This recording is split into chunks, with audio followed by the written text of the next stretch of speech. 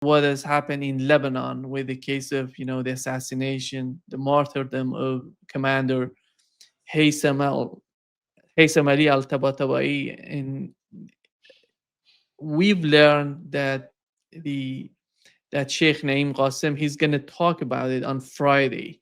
What is the repercussions? What is the outcome of what has happened in Lebanon in terms of the position of Hezbollah and the position of the government in Lebanon?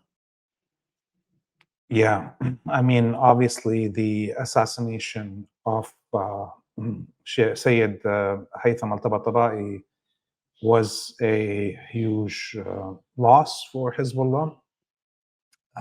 This man has been involved in the armed wing of Hezbollah for decades, since its beginning, and was in charge of the whole battle during the 66-day war in 2023, 2024, the what is called Ulil Ba's battle.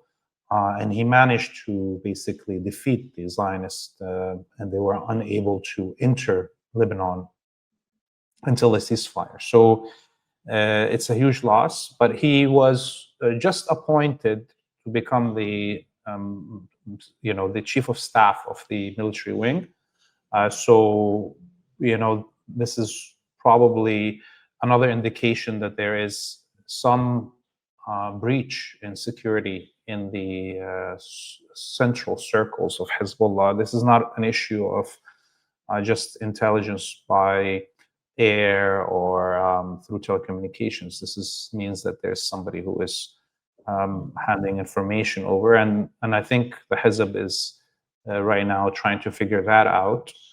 The other thing that we should note about this assassination is that it comes a few days before the arrival of the Pope. The Pope of Catholicism is visiting Lebanon. It's going to be his first international visit of any country since he became Pope. And it's clear that the Zionists want to ruin this visit. Maybe the Pope is going to have to cancel. And also, part of it is, how will Hezbollah retaliate? When will they retaliate? Most probably Hezbollah will not want to ruin the visit of the Pope or, start retaliating while he's here. So it's clearly going to give more time to the Zionists, just this visit of the Pope, if he actually ends up coming, to figure out what is the response of Hezbollah before it happens. The other thing that we should note about this assassination is that it was the first attack on Beirut proper since the ceasefire. So a lot of provocations, because of this attack, and Hezbollah is now in a position that it has to respond. Otherwise, everything's fair game for the Zionists. How about the government in Lebanon? What do they say about this? Yeah, the president and the military condemned this attack. They called it a violation of a ceasefire, a violation of international law, a war crime. And the prime minister has been quiet. We expect Nawaf Salam to stay quiet in these situations. He's a total puppet of the West. But given that the president and the head of the military both condemned this, shows you that there's some backing to Hezbollah. That if Hezbollah retaliates, I think everybody's going to understand that. There is, of course, requests from the government that Hezbollah doesn't retaliate, but I think they will have no choice after a year of this quote-unquote ceasefire and the daily murder of Lebanese civilians and destruction of Lebanese civilian infrastructure. And now with this assassination of al-Tabatabai, the Hezb is in a corner. They have to retaliate or they're going to look weak. At this point, this is very important for them to prove themselves. And in a way, it's basically the Zionists are itching for a war. They want this war. Hezbollah has been avoiding it, but it seems like the Zionists want to accelerate this possibility of return to full military confrontation in Lebanon. And I think it has to do with the timing of what's happening in Venezuela. If the United States triggers a war with Venezuela right now, the Zionists will not be able to receive the military support of the Americans if a war breaks out with Lebanon. So maybe they want to have this war start before anything happens in Venezuela. And that's why I think maybe the Hezbollah will definitely wait on the retaliation, both for the visit of Pope Leo, and because in hopes that the US will start a war in Venezuela and then it will be too busy to come to the defense of the Zionists. Leif, the question right now would be how would Hezbollah respond to that? The policy of assassination, we know that so far Hezbollah didn't go in that direction. Do you think that they're going to respond the same way or they're going to respond differently? Because we know that you remember the day that they sent a drone, close to Netanyahu's house and hit the window of his house. They know where these people live. And how do you see the response? Yeah, I mean, I hope that they respond in kind. There's a lot of Zionist generals that are easy to locate them and their families. But we have to think about once Hezbollah starts the retaliation, it's clear that this is not going to stop at a tit for tat, that the Israelis will initiate a full-scale war. Since the assassination, all of the air defenses in the north of occupied Palestine are on the highest alert. The Israeli army has moved a lot of armored vehicles and tanks to the north border.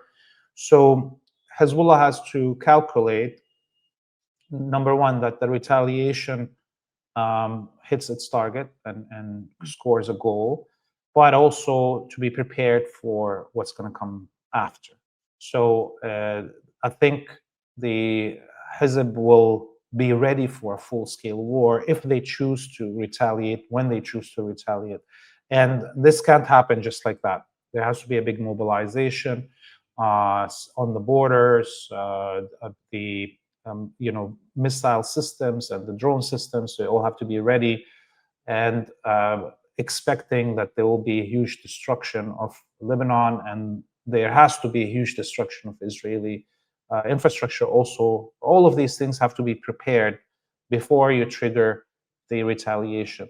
And therefore, in my mind, there will be no retaliation by Hezbollah before the next 2 weeks, at least until Pope Leo leaves Lebanon, if he even comes after these threats are up in the air.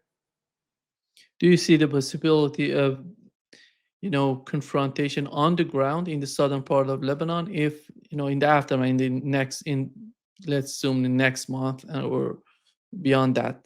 Is that possible, or the policy of Hezbollah still is somehow responding to what Israel is doing in terms of the assassination of its commanders and not going beyond that? I think the Zionists look, if Hezbollah they want to escalate. This is the problem, in my opinion. Exactly. The Zionists want the escalation. Even if Hezbollah doesn't retaliate, by the way, in the next few weeks, the Zionists can claim that, we had information that the retaliation is coming, and we did a preemptive, and now we're invading. Okay, so no matter what Hezbollah does, the Zionists will find an excuse to trigger a larger war. Therefore, clearly Hezbollah has to be ready, even before they prepare their retaliation, to be ready for a full escalation and a possibility of invasion.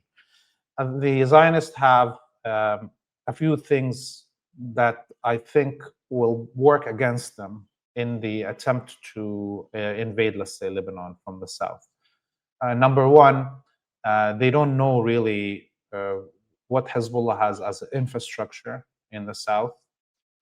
They know that, let's say, they destroyed some of the weaponries that's there, but they clearly haven't discovered the tunnels and so forth. The other thing is that if they invade the south, um, those villages are empty in the south. They're destroyed. So all Hezbollah has to do is carpet bomb the invading forces. It doesn't have to even think about targeting specific locations, so it doesn't hurt any civilians or anything like that. So it's it's like the invading forces will be moving in an open field with no trees, no nothing, no buildings to hide behind, nothing. So it's a very dangerous plan to try to invade South Lebanon, even if Hezbollah is not on the ground there. Okay. The other thing is that the Lebanese military has moved a lot of its forces to the south of Lebanon since the ceasefire came into effect. And yes, the Lebanese military didn't do nothing to defend Lebanon since then. But if the Lebanese soldiers find themselves under fire and or being surrounded, they're going to react. So there is, if the Zionists do invade, it's going to bring the Lebanese military into the fight, whether they want it or not themselves as the Lebanese military. So I think the logical thing that will happen is that the Zionists will not dare invade from the south. They may invade from the center of the eastern borders with Syria, north of the Mount Hermon, where they are occupying those parts of Syria, and try to attempt to go directly into the Beqa' Valley. And again, this is a dangerous proposition or plan, but it has a higher possibility of less casualties for the Israelis if they do this. And finally, we look at the HTS government in Syria. They are, for the last week, have been dealing with demonstrations daily across all the coasts in Homs and Hama. There is, huge parts of the country out of their control. There was a huge explosion today in Idlib, in one of the munition depots of HTS. So HTS cannot also be depended on by the Zionists to do anything to aid them in a war against Hezbollah. So the Zionists find themselves alone. On the one hand, the U.S. is busy in Venezuela. On the other, all their local vassals are not strong enough to do anything to aid them. And in a direct war with Hezbollah, definitely Hezbollah this time will maximize the destruction and attacks that it will conduct against the Zionists. There will be no limits of logic or anything in the way that Hezbollah will be retaliating, because it's a life or death situation for the Hezb, and it will not allow itself to be in the situation that the resistance in Gaza is.